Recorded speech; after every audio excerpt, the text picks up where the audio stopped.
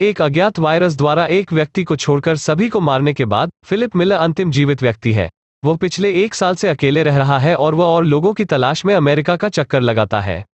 वो हर एक राज्य में जाता है, खाली शहरों की घोषणा करता है और संग्रहालयों से कलाकृतियां और पेंटिंग लेता है। मनुष्यों को खोजने के असफल मिशन के बाद फिलिप अपने गृहनगर टक्सन वापस जाने का फैसला करता है, जहां वह कुछ लोगों को खोजने की उम्मीद करता है। वो हर बिलबोर्ड पर अलाइव इन टक्सन लिखता है। टक्सन में वो अपने जर्जर अपार्टमेंट में जाता है और शहर के अधिक भव्य हिस्से में एक गेटेड समुदाय के लिए अपना रास्ता बनाने से पहले सभी आवश्यक सामान पैक करता है। वो सबसे बड़ा घर चुनता है और उसे अपना नया निवास घोषित करता है। वह अगले कुछ दिन घर को सजाने में बिताता है। सभी प्रसिद्ध चित्रों वाली एक पुस्तक, व्हाइट हाउस की एक चटाई, एक डायनासोर की खोपड़ी, अकादमी पुरस्कार और अरबों डॉलर की कई और कलाकृतियां हैं। हर दिन सोने से पहले फिलिप इतना हस्तमैथुन करने के लिए भगवान से माफी मांगना सुनिश्चित करता है और चाहता है कि वह अपनी मृत्यु से पहले कम से कम एक महिला का चेहरा देखे। शुक्र है कि अभी भी बहुत सारी कार्स हैं जिनका इस्तेमाल वो ड्राइव करने के लिए कर सकते हैं। वो अंडरवियर में किराने की दुकान पर जाता है और बंदूक के इस्तेमाल से टूट जाता है। केवल 1 साल में वो अब पूरी तरह से बुनियादी शालीनता भूल गया है कि उसके पास प्रभावित करने वाला कोई नहीं है। वो सब कुछ भी करता है जो वायरस से पहले सिर्फ एक आवेगपूर्ण विचार था। यह स्टोव में डिब्बे के ढेर को नष्ट करने और सैकड़ों वयस्क फिल्मों को घर लाने जैसा है। समय बिताने के लिए वो खुद के साथ रैकेट बॉल खेलता है, बॉलिंग पिन के रूप में लैंप और एक्वेरियम का उपयोग करता है और अन्य वाहनों से टकराता है। अराजकता उसे एड्रेनालाइन का संकेत देती है और उसे अकेलेपन से निपटने में मदद करता है। लगभग 1 महीने के बाद उसके बाल झड़ना शुरू हो जाते हैं। विवेक की भावना। इसके अलावा उनके जन्मदिन पर अकेले रहना उन्हें उन सभी चीजों की याद दिलाता है जिनकी मैं सराहना नहीं करता था। जब जीवन सामान्य होता है, वह अपनी माँ, अपने जीवन और सामान्य रूप से मनुष्यों को याद करता है। सीन कुछ महीने बाद कट जाता है। फिलिप जिस भव्य हवेली में रहता था वो डंपिंग ग्राउंड में बदल गया है। साइट, यह प्लास्टिक और डिब्बे से भरा होता है जिसे वो कभी साफ नहीं करता क्योंकि इसका कोई अर्थ नहीं होगा। इसे वैसे भी उसने कई दिनों से नहाया नहीं है और जानवर की तरह रहने लगा है। घर में पानी नहीं है और शौचालय प्लास्टिक की बोतलों से ढका हुआ है। इसलिए इसके बजाय फिलिप एक छेद बनाता है। वो पूल को शौचालय के रूप में उपयोग करता है। एक बच्चे के पूल को मार्जरीटास से भरता है और साथ ही साथ पीने के दौरान उसमें स्नान करता है। फिर एक दिन वो बार में जाता है और चेहरे खींचता है, गेंदों पर उन्हें एक नाम और व्यक्तित्व प्रदान करना। वो उनसे ऐसे बात करता है जैसे वे उसके असली दोस्त हों, सिर्फ यह महसूस करने के लिए कि वो अकेला नहीं है। रात में वह गैरी नाम की गेंद को एक कपड़े की दुकान पर लाता है।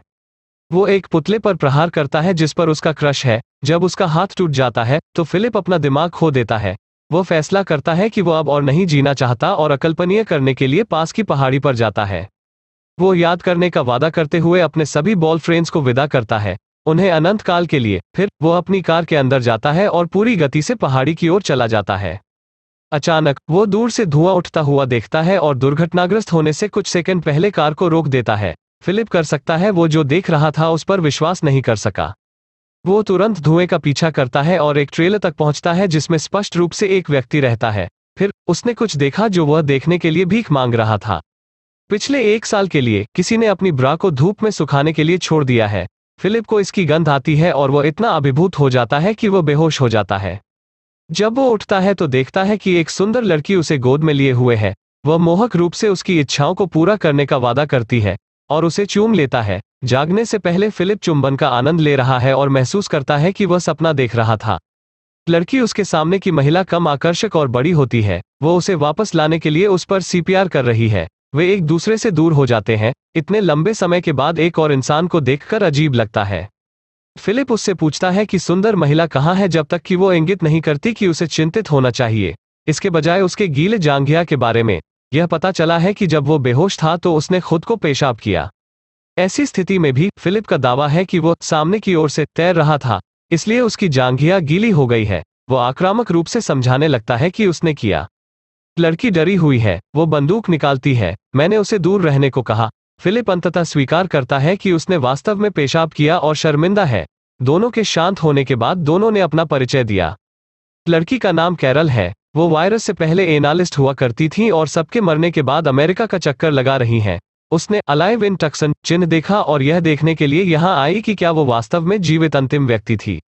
हालांकि फिलिप एक महिला से मिलने के लिए मर रहा था, लेकिन वो कैरल को देखने के लिए बहुत उत्साहित नहीं था। वह बार बार उसका व्याकरण ठीक करती है, उसके चुटकुलों को नहीं समझती। और गैर जरूरी बातें करते रहते हैं। कुछ देर बात करने के बाद वे गाड़ी चलाने का फैसला करते हैं, किराने की दुकान की ओर। रास्ते में कैरल ने स्टॉप साइन को पार करने की शिकायत की। फिलिप के तर्क के बावजूद कि कोई यातायात नहीं है, वो अडिग है कि उन्हें नियमों का पालन करना होगा, नहीं तो वे जानवरों की तरह जीने लगेंगे। उसे बेहतर महसूस कराने के लिए वो एक संकेत पर रुकता है और दोनों तरफ देखता है। यह पुष्टि करता है कि कोई भी सड़क पार नहीं कर रहा है। जब वे किराने की दुकान पर पहुंचते हैं और विकलांग स्थान पर फिलिप पार्क में पहुंच जाते हैं, तो वे रुकते नहीं हैं। वे दिन के अपने 5वें तर्क में शामिल हो जाते हैं। फिलिप ने जोर देकर कहा कि काल्पनिक विकलांग व्यक्ति के पास अपनी कार पार्क करने के लिए बहुत जगह है। जब कैरल अभी भी उसे कहीं और पार्क करने का आग्रह करता है, तो वो वाहन को दुकान में चलाता है। इसके बाद वो घूमने जाती है। मैंने उसके घर की ओर देखा और उसके रहने के तरीके से घृणा करता था। उसके पास 2 स्विमिंग पूल हैं, एक मल से भरा है और दूसरा कचरे के साथ। कैरल ने उन पर पेंटिंग चुराने का भी आरोप लगाया, हालांकि उनका तर्क है कि वे अब किसी के नहीं हैं। घर के दौरे के अंत में फिलिप उसे अपने शिविर में वापस जाने के लिए कहता है। अगली सुबह कैरल ने अपने घर की सफाई करते हुए उसे जगाया। वह उसे दुकान से बागवानी और सफाई की आपूर्ति प्राप्त करने के लिए परेशान करती है, क्योंकि उन्हें इंसानों की तरह रहना शुरू करना पड़ता है। रात में फिलिप अपनी गेंद पर जाता है। दोस्त और कैरल के बारे में शिकायत करते हैं। भले ही वो उसे केवल एक दिन के लिए जानता है, उसे लगता है कि वे एक विवाहित जोड़े हैं जिन्हें तलाक लेने की सख्त जरूरत है। अगली सुबह उसके लिए चीजें बदतर हो जाती हैं, क्योंकि वो बगल के घर में चली जाती है। वो उसे दूर भगाने की कोशिश करता है, लेकिन कैरल होने के कारण जिद्दी है। वो उससे पूछती है कि क्या वो नग्न दिखने से डरता है, और उत्तर के रूप में फिलिप अपनी पैंट उतार देता है। कैरोल अंत में हाथी को कमरे में संबोधित करती है और प्रजनन के विषय को सामने लाता है। वो सोचती है कि वे चुने हुए हैं जिन्हें पृथ्वी को फिर से आबाद करने का कर्तव्य दिया गया है। फिलिप का कहना है कि वह नहीं सोएगा। वो उसे ले जाती, भले ही वो पृथ्वी की आखिरी महिला होती, जो इस मामले में सच है। अगले दृश्य में जब कैरल उसके पास आती है तो वह अपने बाहरी शौचालय में होता है। वो चाहती है कि वो उनके घर में बहता पानी लाने का रास्ता खोजे। इस तरह वे टमाटर और अन्य फल उगा सकते हैं। जब वो मदद करने से इनकार करता है, तो वो उसे ताजे टमाटरों के साथ रिश्वत देने की कोशिश करती है, लेकिन उसे परवाह नहीं है। हालांकि जब अंधेरा हो जाता है तो वो उसके बगीचे में घुस जाता है और उसकी सारी सब्जियां खाता है। कैरोल वो अगली सुबह अपने दरवाजे पर दस्तक देता है और उसे बचे हुए टमाटर से ढका हुआ पाता है। फिलिप अभी भी दावा करता है कि वो नहीं है जिसने उन्हें चुराया था। वो यह भी देखता है कि कैरल के पैर में चोट लगी है, जबकि वो एक मैनहोल से पानी को अपने घर में स्थानांतरित करने की कोशिश कर रही है। कुछ दिनों बाद वह जीने की कोशिश करना छोड़ देती है, एक सभ्य इंसान की तरह। फिलिप उसे एक फव्वारे में एक आउटडोर शौचालय बनाते हुए उसकी तैराकी की नकल करते हुए पाता है। पूल शौचालय। कैरल सोचता है कि वे चुने हुए नहीं बल्कि भूले हुए लोग हो सकते हैं। मेरे जीवन का कोई उद्देश्य नहीं है। वे किसी भी तरह से पूरी मानव सभ्यता का निर्माण करने में सक्षम नहीं है। जब वे अपनी $1 मिलियन की हवेली में शौचालय की व्यवस्था भी नहीं कर सकते, तो फिलिप, जो कैरल को एक आशावादी व्यक्ति के रूप में देखने के आदी हैं, उसके लिए भयानक महसूस करते हैं।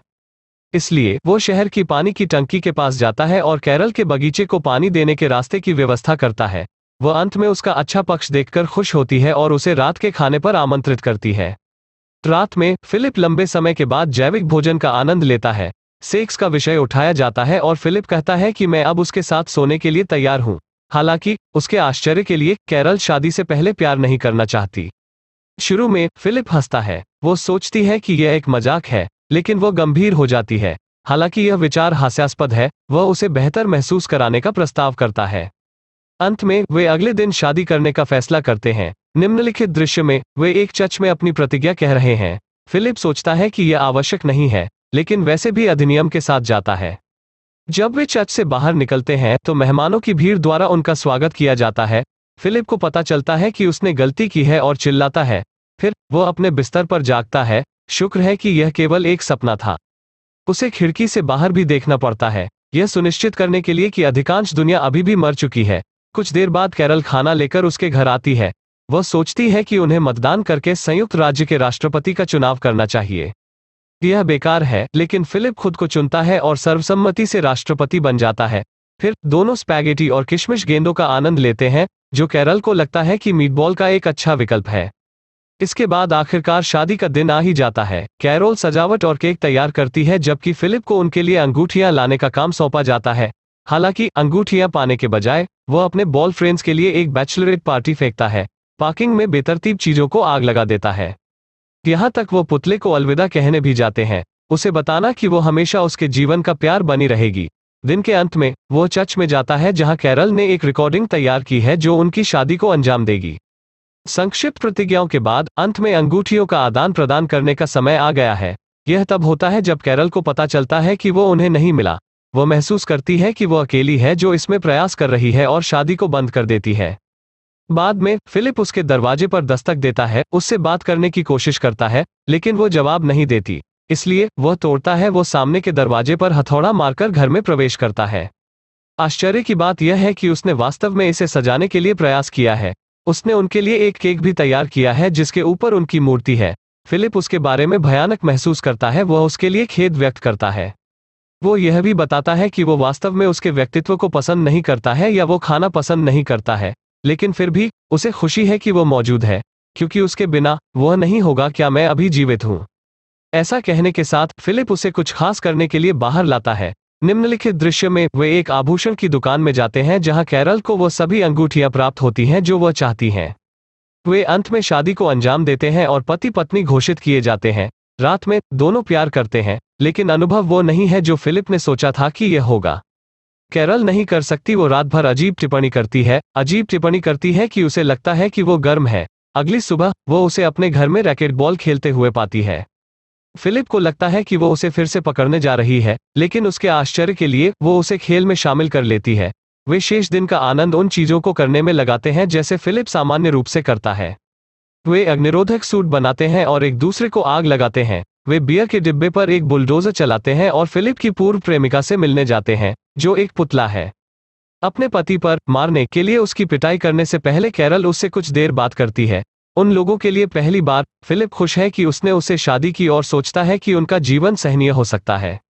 जैसे ही वे घर वापस जा रहे थे, उन्होंने अचानक एक जंक्शन पर एक लिमो को टक्कर मार दी। चौंक गया फिलिप दौड़ता है और देखता है कि एक खूबसूरत महिला एक कार से बाहर आती है। बस जब उसे लगा कि वह अपनी पत्नी के साथ खुश है, तो उसे अपनी शादी पर पछतावा होने लगा। ऐसे ही और वीडियो के लिए सब्सक्राइब करें, नोटिफिकेशन पर चैनल को मदद करने के लिए लाइक करें। देखने के लिए धन्यवाद। भाग 2 जल्द ही आ रहा है।